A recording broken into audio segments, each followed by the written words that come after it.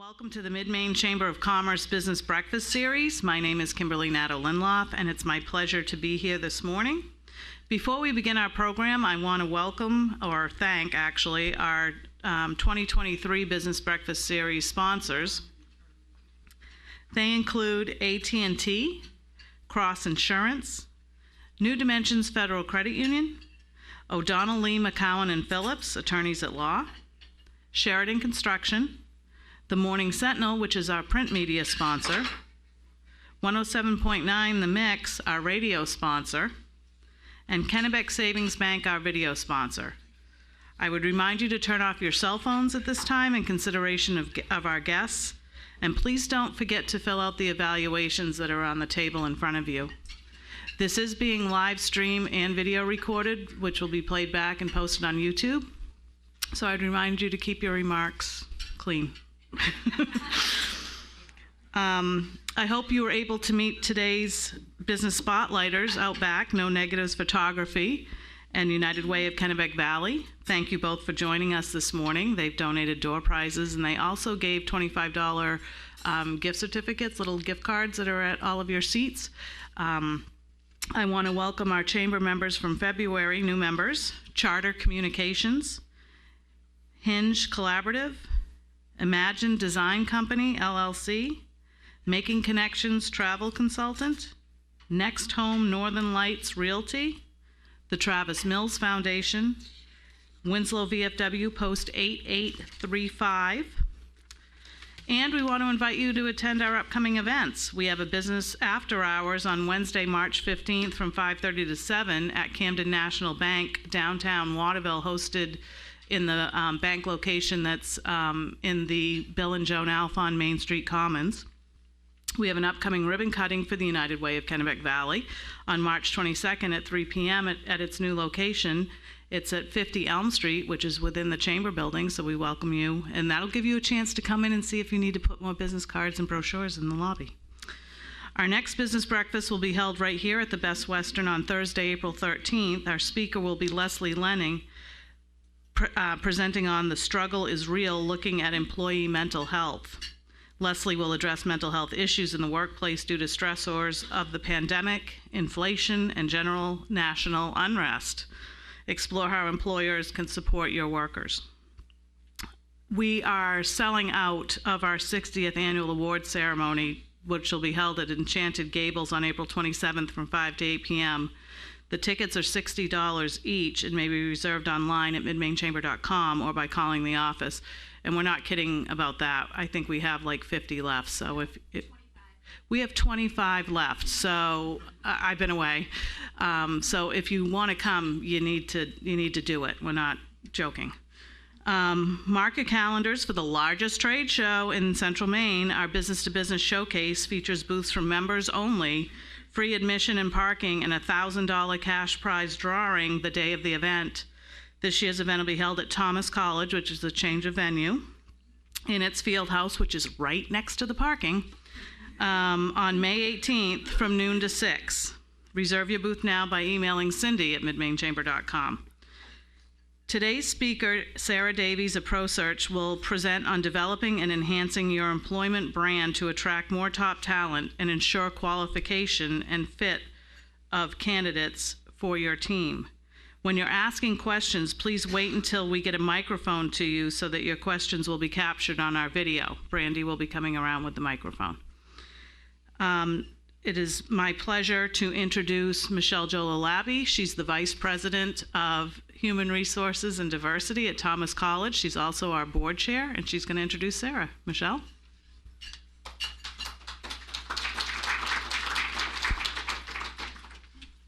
Good morning, everyone. It is my pleasure to introduce Sarah Davies, CPC, Recruiting Manager for IT Direct Hire. Sarah works with local and national candidates to find the right resource for clients. She develops innovative strategies using research and the latest recruitment trends to provide recommendations to management on how to optimize and integrate these trends into daily practice, resulting in high-quality service to both our candidates and clients. Sarah has been an IT recruiter for more than 24 years in Connecticut and Maine, servicing clients such as Cigna, Fleet Financial, IDEX Laboratories, ING, LL Bean, Maine Medical Center, Mass Mutual, Pfizer, Puritan Medical Products, State of Connecticut, State of Maine, Unum, and WEX, among many others. She is successful in partnering with clients to develop a recruitment plan that identifies and attracts top quality candidates. A Maine native, Sarah earned her bachelor's degree from the University of Hartford. She is also an active volunteer with Junior Achievement. Sarah has been a ProSearcher since 2004. Please join me in welcoming Sarah Davies. Thank you.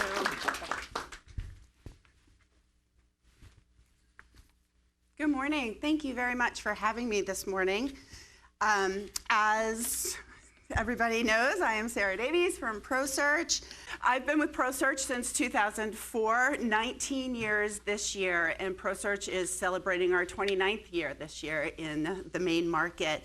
I didn't know, I'm considered a boomerang. When I came back to Maine, I didn't know if I was going to still be an IT recruiter. And it's been an amazing ride, and ProSearch has been an amazing partner to do it with amongst all of our other clients that I've been able to work with. I do focus on information technology. ProSearch itself has a couple other arms of business, temporary staffing, IT contract staffing, and the rest of my team does everything else direct hire outside of IT. So I'm on my own little island. The list of clientele is a big list. My bread and butter here in Maine is small to medium-sized companies. Those larger companies have, when they reach out to me, when their TA teams aren't able to find the right resource, they think I'm gonna find the purple unicorn. And so I get to play in the sandbox. But you know, it's been a lot of fun working with the small to medium-sized companies and really helping them find the right talent for their groups.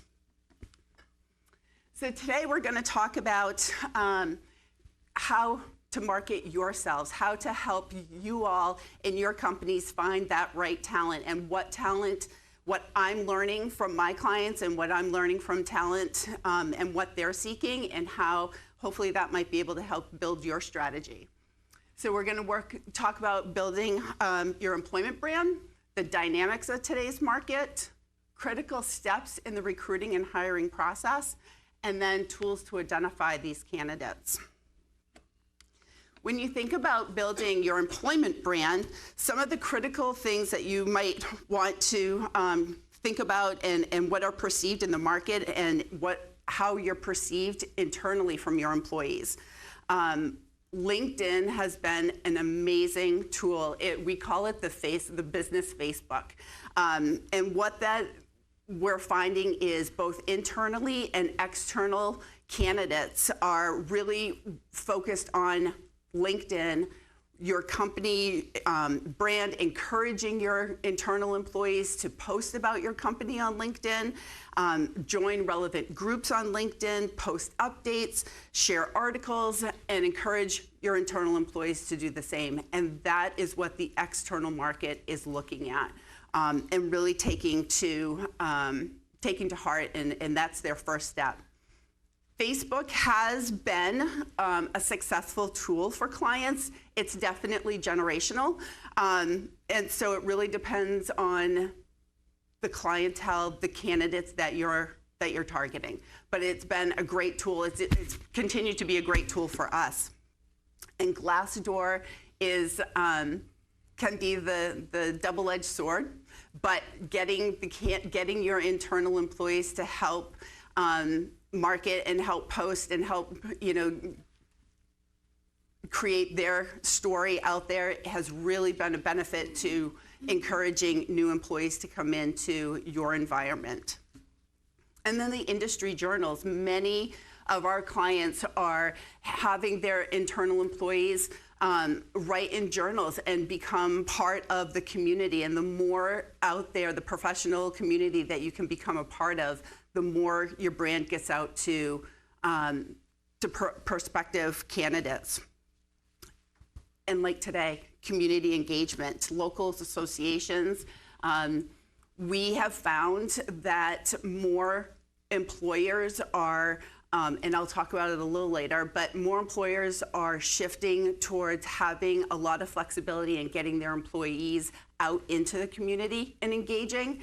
And who better to help sell your company and to help sell your brand than your existing employees? And as they're out there in the community, they're able to do this.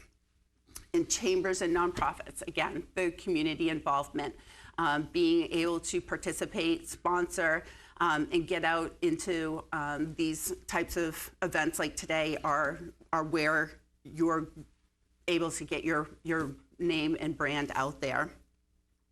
So employee engagement is another piece of building your brand internally, which is also going to be able to help it externally. Surveys, we have found that the more employees feel engaged with what is going on within their organization, the happier they become.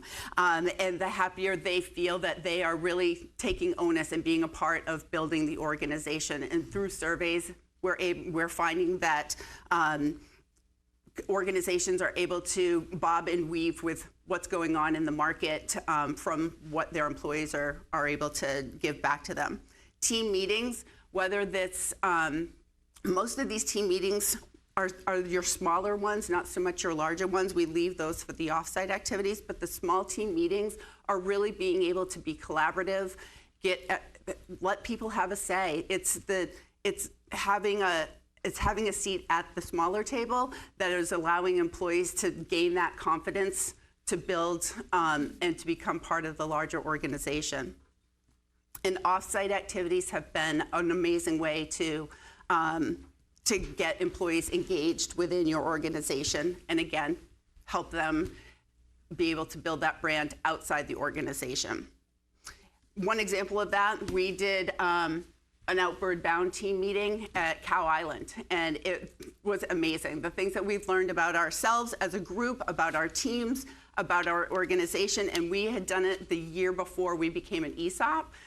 So now that we're an ESOP, the team building has taken on sort of a different path, just because we're all owners now and we all have a larger stake in the game.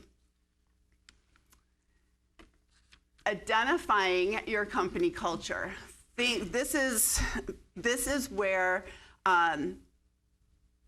we are finding our clients are standing out right now in the market. If you are able to be in an organization where you can really bob and weave without disrupting the integrity of your organization, this is where people are really finding that future employees are looking at culture and building that company culture. Your mission and values of the organization are very important to a prospective employee. Consistency, having that cultural aspect that has retention has been a big focus for a lot of prospective candidates nowadays, especially those candidates that are coming back into our market that perhaps had left to go off to college, or again, me, the boomerang. And how that structure is, how your organization is structured, whether it's a non-hierarchical, is that more of a flat organization, or those that are hierarchical change of command. Those are really being taken very seriously by prospective employees in the market these days.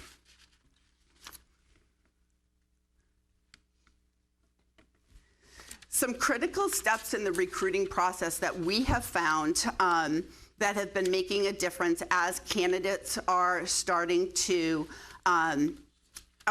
make their way back into the market, or starting to get into the interview mode.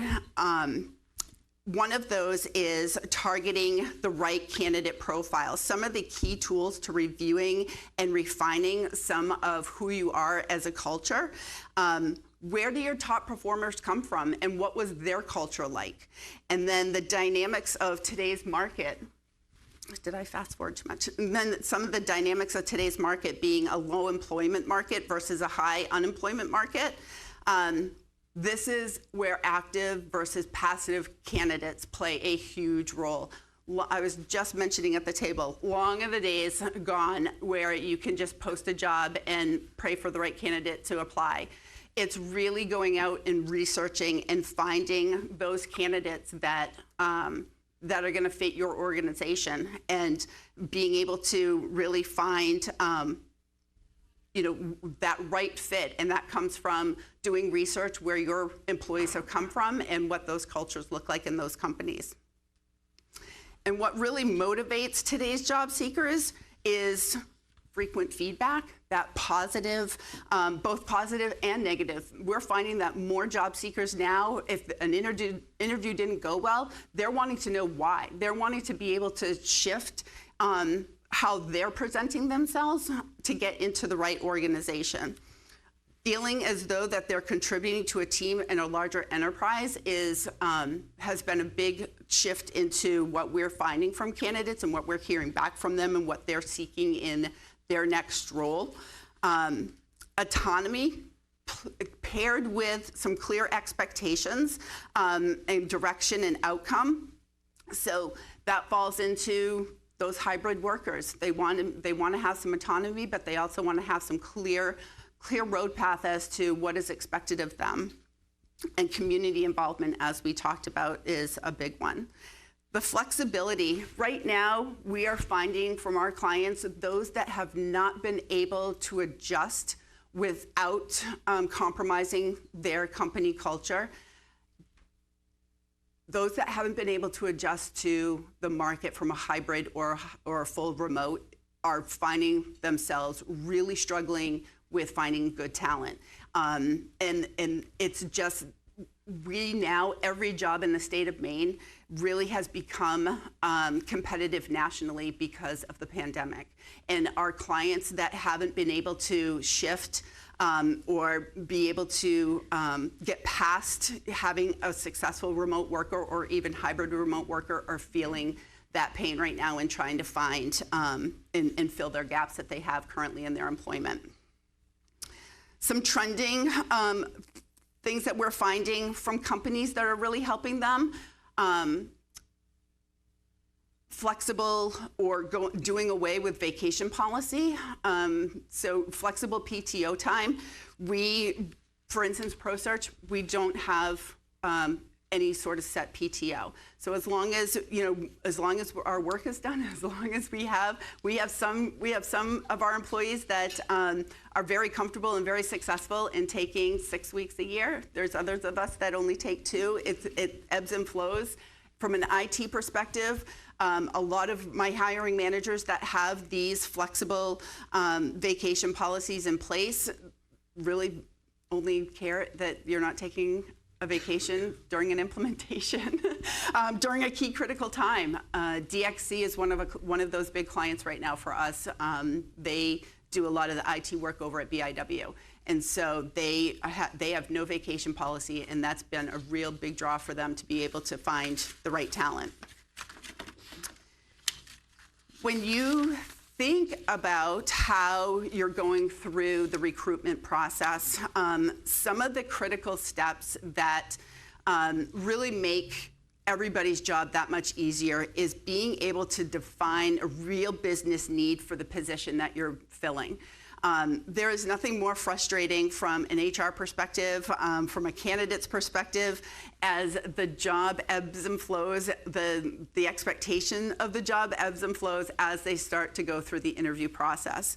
And so we're trying to get beyond just the description to really define the business need for the position that we're filling. And being realistic about the growth potential. Candidates nowadays are really looking for that third step ahead. This is where I'm at right now, but where am I moving to and how am I going to get there? And is this an organization that's going to help me do it? So that's been a big part of the process. Is there growth in the job? Slow growth, no growth organizations are having a hard time. So it's market right now. and coming up with a fair, compelling compensation plan right up front. Do you offer sign-on bonuses, relocation? Early review is sometimes critical to where a candidate is at as they're leaving their current role. Being able to find those best candidates and land them sooner rather than later. Is there a bonus plan that can create for the right person? Is there flexibility? Again, it all comes back to being able to bob and weave with the market without compromising your company culture. Identifying the must-haves and the nice-to-haves in evaluating alternative candidates. So when I get a wonderful 20-bullet job description, I'm literally sitting down with the hiring manager, asking them, what are the 5 or 6 that you're really looking for in a candidate? Because that 20-bullet job description is not in one candidate. So what are you really looking for? And does that really exist? Sometimes what your business needs are may not exist right now in the market, and it's just setting the expectation of how long that search is going to take. But once you're able to really identify those must-haves, or maybe you found the right cultural fit and they don't have some of the must-haves. Are you able to train, mentor, send them to class, whatever it might take to hire, as I call them, the best athlete? Because that will also give you a one-up in the market for sure. Again, the bobbing and the weaving. I guess that's my theme today, being able to just be flexible. And delivering that recruiting strategy. What does that look like? Where are you posting your jobs? How are you getting the word out there that you have an opening? Many of it is job boards, LinkedIn, networking. Where does your first touch look like with a candidate? Is that a human touch? Is that an AI? We're finding right now that the AI process is actually hurting some of the clients because candidates want to be able to have that human touch initially. Many of the larger organizations, it might be working just because of the number of candidate flow. But small to medium-sized businesses, it's the personal human touch that candidates are looking for sure. And then selling the opportunity. 9 times out of 10, I'm seeing companies post the 20-bullet job description, and candidates are just glazed by. They're not looking. It's really getting to know your hiring manager, like I said, and finding those 5 or 6, being able to post what's important, and then after that, sell on your company culture and talk about what's going on with your company and why a candidate wants to be there. I guess I went too far. Establishing a screening and interview process, having a consistent plan, talking to each candidate the same way is really a very big, it's a big hurdle for a lot of companies to get through, but it's really the best way to be able to try to compare each candidate from an apple-to-apple perspective. If you're asking the same candidates, each candidate the same questions, you're getting those different answers and being able to identify, is this a candidate that's going to be able to do the job and fit into our culture? Most of the time, we're finding that our clients are most hiring managers that's not their job, right? To interview. They're managing these big projects. They're managing what's going on, what's making money for the company, and then they're also having to hire. So if they have that guidance to be able to have a template and say, here's what we're looking for to find out from a candidate, and this is what we're going to ask every candidate going right along, is what we're finding is really helping them weed through and get the right candidate for their position. And then couple last points is having a two-way conversation. We're in a candidate's market.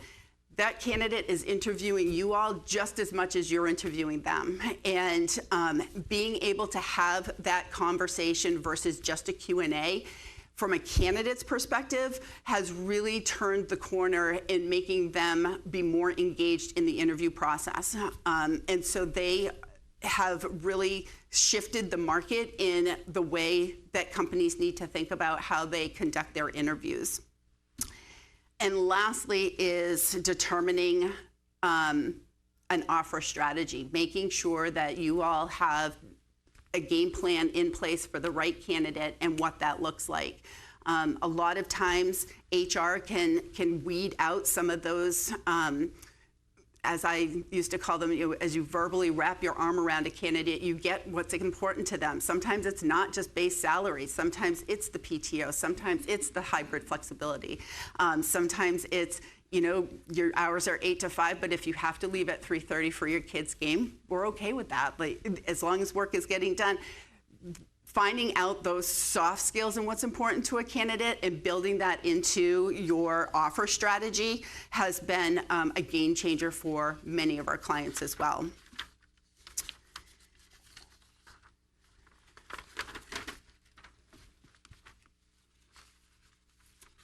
Oh, I guess my papers are all messed up. The dynamic of today's market, again, the low unemployment rate. These are some numbers from the end of last year, as you'll see, but it's across the board. Whether you're up north, whether you're in Portland or over in Auburn, we're still in a very low unemployment market. As much as it tends to feel from some employees' perspectives, but we are finding that the less employees means that you have to target those people that are being taken care of. And sometimes when they're being taken care of, you having that opportunity to provide them just a little bit more from what they're looking for in their current position is able to help them figure out, is this really the right move for me? And so that's where coming in, that we're looking at more passive job seekers in today's market than active job seekers. So hopefully, being able to dig out using the LinkedIn is really the biggest tool, the networking with the existing employees as well. And that will help be able to dig out those resources that everybody is looking for. Found those. And here, lastly, is finding and identifying that right talent. Number one is networking. That is what we are finding. Again, the days of posting and praying are gone. Networking within yourselves, networking within your own group, your employee group, here today within these organizations. Referrals, employee referrals. Again, who better to help sell your company than your existing employees? And they are the ones that, whatever the referral program may look like, cash, gift cards, there's been a ton of different, LOB has product. So there's definitely a lot of different ways to be able to be creative around this piece. Job boards and resume banks. It's a little lower down my job list or my list of tools to go to, but they're still effective. I mean, candidates are definitely still going out there. They're still posting resumes. What I've actually found is, I actually just did a study of this last year. 30%, I think it was 30% of the candidates that I posted had old resumes out on job boards, like 3, 4, 5, 6 years old, and I had reached out to them because they had the right skill set. So don't be afraid to reach out to those old resumes because you never know where they are right now. LinkedIn and LinkedIn Recruiter. If you're an organization that isn't utilizing LinkedIn Recruiter, if you have the means to, it's my number one go-to. It's amazing. And it's a way to connect with anybody on LinkedIn and really dig in and find those right resources for the positions that you're looking for, and to build your network. Company website, of course, is very important. In the industry and association websites, so we post, if there's Puritan had a very specific industry for medical products. We were able to go out into their industry and post. We work with another university who looks for athletic trainers. They have a very specific website where all athletic trainers go and post and go and look for jobs. So finding that association website is certainly helpful, just another tool in your toolbox of how to identify those candidates. And then as you get a little lower on the skill set totem pole, working with your new graduates, working with your local universities and colleges and their career counselors, and internships. During the pandemic, which was very difficult for candidates to get internships, companies were hiring off from previous internships. I had an example of a Mid-Maine student who had a 3-month internship in 2019 before the pandemic. 2022, she landed her first job, and it was all from the experience that she had gained in that 3-month internship. And that was enough for her to do it. So those are some pretty key, and being able to retain those. Again, the bigger companies have a little bit of maybe a leg up because of budgets and sort of, but we have also found that those juniors, seniors that have done internships, companies will pay them a minimum wage through their senior year to keep them on board if they want to bring them on in May of their graduating year and offer them a full-time position. So that's a really creative way to be able to maintain some good new talent coming into the market. Does anybody have any questions for me? We've gone over a lot. There's a lot going on for sure.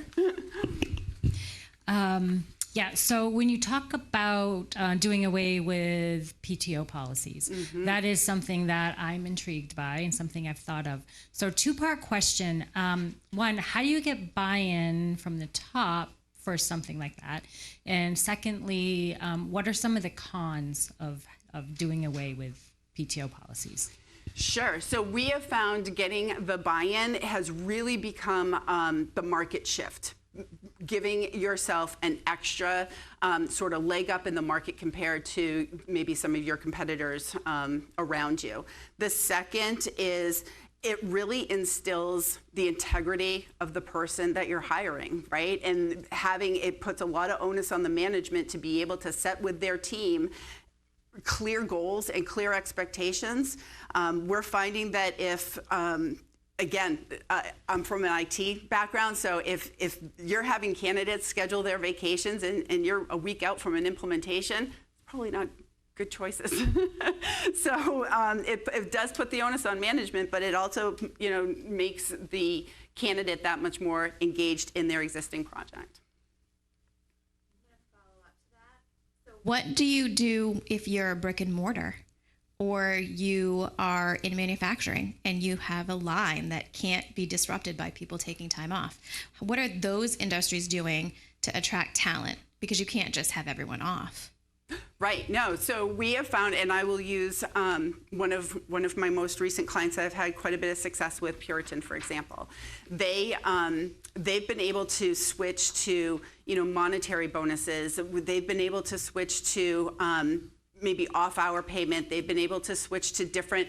You're right. They can't do just no PTO policy, and maybe it doesn't work for all organizations. But they've been able to bob and weave with other ways to get creative in keeping their employees engaged.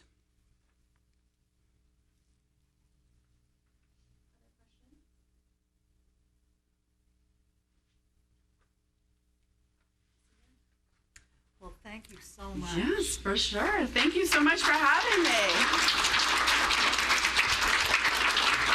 We appreciate you being here, Sarah, and we have a little gift for you we'll present in a moment. I want to remind, I think almost everybody in this room is a chamber member, and as a member of our chamber, you can post your jobs on our online job board for free.